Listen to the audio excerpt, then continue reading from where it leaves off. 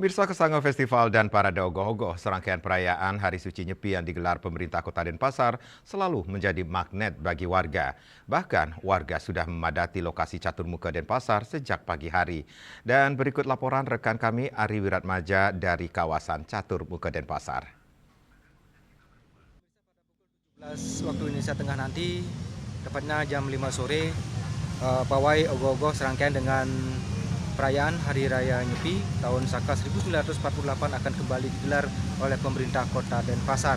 Jadi pawai Ogoh-Ogoh ini akan dikemas dalam festival Kesanga Festival seperti itu yang setiap tahun dilaksanakan oleh pemerintah Kota Denpasar. Lalu seperti apa sih sebenarnya persiapannya oleh para Yoano ini yang akan mengikuti kegiatan pawai?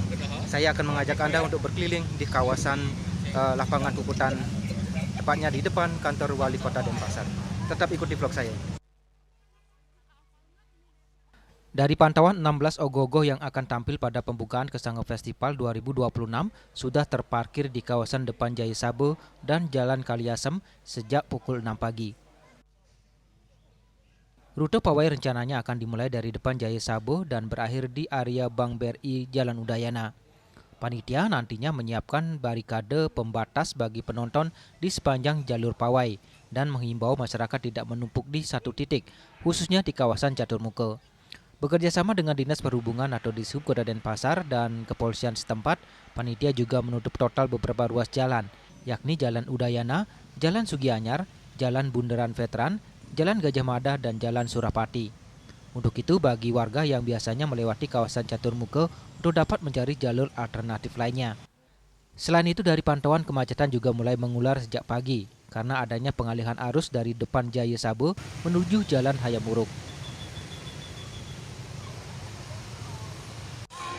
Pawai Ogoh-Ogoh serangkaian Kesanga Festival yang dilaksanakan oleh pemerintah Kota Denpasar masih beberapa jam lagi, tepatnya nanti akan dimulai pada pukul 17 waktu Indonesia Tengah. Namun animo masyarakat terlihat cukup tinggi dan sejak pagi bahkan masyarakat sudah mulai berduyun-duyun datang ke lokasi lapangan puputan Badung untuk melihat 16 perwakilan Ogoh-Ogoh yang nanti akan tampil pada sore nanti.